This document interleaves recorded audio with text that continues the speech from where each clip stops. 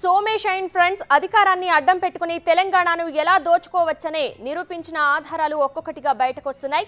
కేసీఆర్ హయాంలో జరిగిన భూదోపిడీ వెలుగు చూస్తోంది.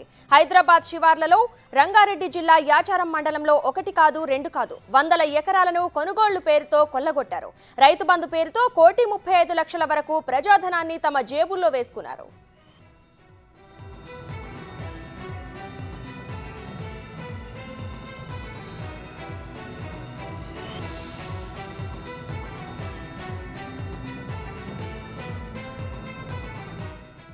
కేసీఆర్ హయాంలో సీఎస్గా సలహాదారుగా ఉన్నత స్థానాల్లో పనిచేసిన సోమేష్ కుమార్ భూముల వ్యవహారంలో మరో ట్విస్టు వెలుగులోకి వచ్చింది. సోమేష్ కొన్న తర్వాతే 123 ఎకరాలను ఆయన సన్నిహితులు కొనుగోలు చేశారు. పి వాసుదేవరెడ్డి పేరుతో 49.15 ఎకరాలు, పి శ్రీనివాసరెడ్డి పేరుతో 50.13 ఎకరాలు, పి వసుధ పేరుతో 23.22 ఎకరాలు కొన్నారు. సోమేష్ కుమార్ కొనుగోలు చేసిన భూములను అనుకునే వాసురెడ్డి కుటుంబం ఎకరాలను కొన్నది. సోమేష్ కుమార్ భూములతో కలిపి ఒకే కంచె ఏర్పాటు చేసుకున్నారు.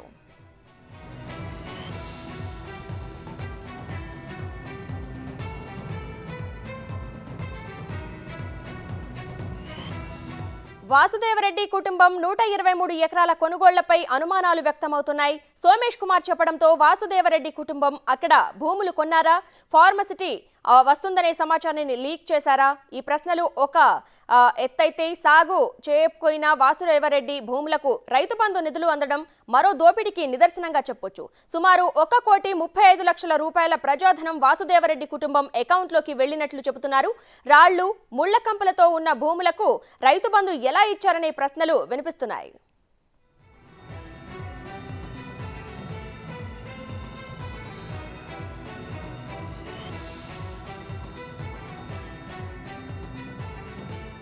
ఇక ఇదే అంశానికి సంబంధించి మరింత సమాచారం మా ప్రతినిధి సురేష్ అందిస్తారు.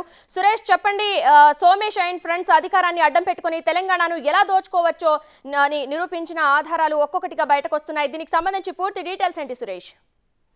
ఖచ్చితంగా, ఎందుకంటే 2018లో సోమేష్ కుమార్ తన భార్య పేరు పైన 25 ఎకరాల 19 గుంటల ల్యాండ్ని కొనుగోలు చేయడం జరిగింది. అక్కడే దానికి ఆనుకొని ఉన్న మరో 123 ఎకరాలు సోమేష్కి అత్యంత సన్నిహితుడు అని చెప్పేసి కూడా వాసుదేవరెడ్డి కుటుంబం ఈ ల్యాండ్ అంతా కూడా కొనుగోలు చేయడం జరిగింది. వాసుదేవరెడ్డి పేరు పైన 49 ఎకరాల 15 గుంటల ల్యాండ్ పాస్బుక్లు ఇష్యూ అయ్యాయి. అదేవిధంగా ఆయన కొడుకు శ్రీనివాసరెడ్డి పేరు పైన 50 ఎకరాల 13 గుంటల పాస్బుక్లు రిలీజ్ కావడం జరిగింది.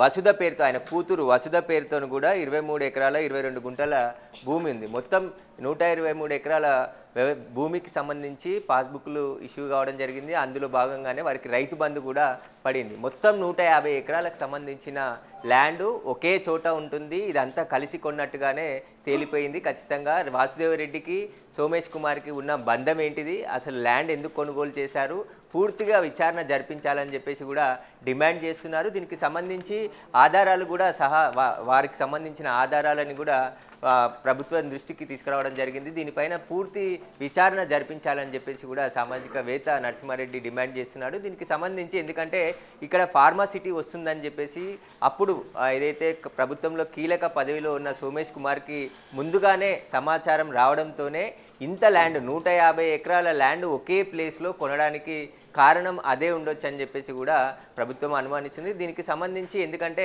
జీవోలు ఇష్యూ చేశాడు, ఎందుకంటే ఒక పెట్టుబడులు పెట్టడం, అదేవిధంగా కొత్త ప్రాజెక్టులు రావడం చీఫ్ సెక్రటరీకే ముందుగా తెలుస్తుంది. చీఫ్ సెక్రటరీ ఆధ్వర్యంలోనే దాని మీద సర్వే జరుగుతుంది. ఏ ప్రాజెక్టు ఎక్కడ వస్తుంది, ఎక్కడ నిర్మించాలి, ఎక్కడ అనుమతులు ఇవ్వాలి అనే పూర్తి అధికారం అంతా కూడా సోమేష్ కుమార్ చేతుల్లోనే ఉంటుంది. కాబట్టి ముందుగానే అక్కడ ఫార్మాసిటీ వస్తుందని, భూములు సేకరిస్తుందనే సమాచారం సిఎస్ గతంలో పనిచేసిన సోమేష్ కుమార్కి తెలియడంతోనే 150 ఎకరాల భూమిని అక్కడ కొనుగోలు చేశారు. ఈ 150 ఎకరాలే కాకుండా మరో 200 ఎకరాలు కొనుగోలు చేయడానికి ప్రయత్నించారు. కానీ అక్కడ రైతులు మేము అమ్మమని చెప్పడంతో అక్కడి వరకు ఆగిపోయారని చెప్పేసి కూడా అక్కడ రైతులు చెప్తున్నారు. లేదంటే పూర్తిగా ఇంకా మరో 200 ఎకరాలు కూడా అక్కడ కొని అక్కడి నుంచి నేరుగా నాగార్జున సాగర్ హైవేకి ఒక 60 ఫీట్ల రోడ్డును కూడా కొని అక్కడ నుంచి వెయ్యాలని చెప్పేసి కూడా ప్లాన్ చేశారు. ఊరికి సంబంధం లేకుండా బైపాస్గా తమ ల్యాండ్లోకే డైరెక్ట్ రోడ్డు వేయాలని చెప్పేసి కూడా చూశారని చెప్పేసి అక్కడ ఉన్న గ్రామస్తులు రైతులు చెప్తున్నారు.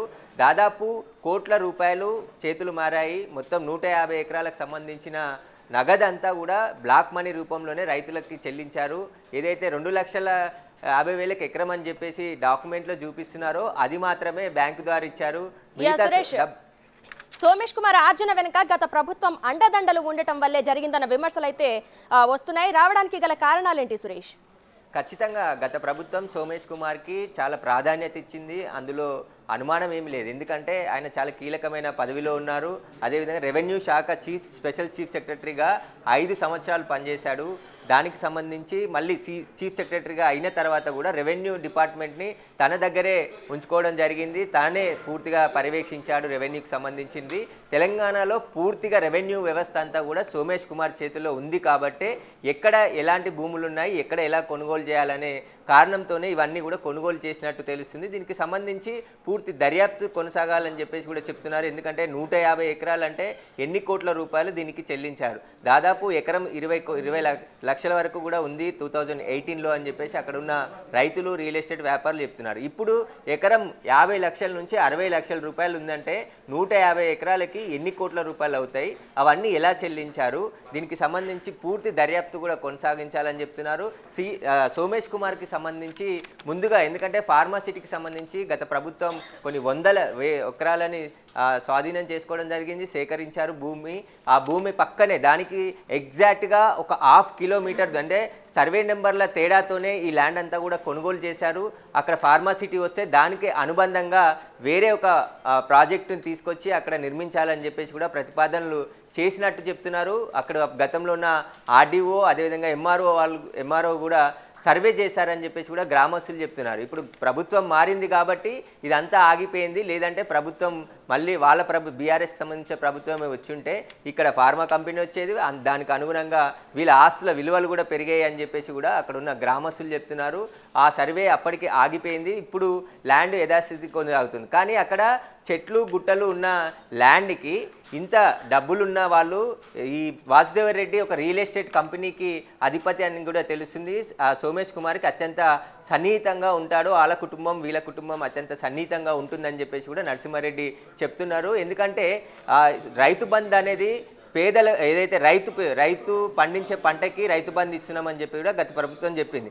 కానీ ఇట్లా రియల్ ఎస్టేట్ వ్యాపారం చేసే భూములకు కూడా రైతు బంధు ఎలా ఇచ్చారని చెప్పేసి కూడా దీనిపై విచారణ జరిపించాలి. ఎందుకంటే 2018లోనే కొన్న వ్యవసాయ భూమికి ఇంత రైతు బంధు అంటే 150 ఎకరాలకు సంబంధించిన రైతు బంధు కూడా ప్రజల సొమ్ముని కొట్టేశారు. కాబట్టి ఒక చీఫ్ సెక్రటరీ స్థాయిలో ఉన్న అధికారి తానే స్వయంగా రైతు బంధు వద్దనుకొని తిరిగి ఇచ్చేయాల్సిన వ్యక్తి ఇప్పుడు ఆయనతో పాటు మరో 123 ఎకరాలకు సంబంధించి కూడా రైతు బంధు తీసుకున్నారంటే దీనికి సంబంధించి పూర్తిగా అధికారులు కూడా చాలా ఆశ్చర్యం వ్యక్తం చేస్తున్నారు. ఇన్ని లక్షల్లో ఉన్నవారు ఐటీ రిటర్న్స్ సబ్మిట్ చేసేవారు, రియల్ ఎస్టేట్ వ్యాపారం చేసేవాళ్ళు కూడా రైతు బంధు తీసుకొని రాష్ట్రాన్ని అప్పుల పాలు చేశారనేది కూడా తెలుస్తుంది. దీనికి సంబంధించి రైతు బంధు అనేది వ్యవసాయం చేసి రైతుకే ఇవ్వాలని చెప్పేసి కూడా గతంలో ప్రతిపక్షాలు చెప్పాయి. చాలామంది రైతులకు సంబంధించిన వాళ్ళు పోరాటాలు కూడా చేస్తారు. తక్కువ ఏదైతే లిమిట్ పెట్టి 5 ఎకరాల లోపు ఉన్న వారికి రైతు బంధు ఇస్తే బాగుంటుందని చెప్పేసి కూడా చెప్పారు.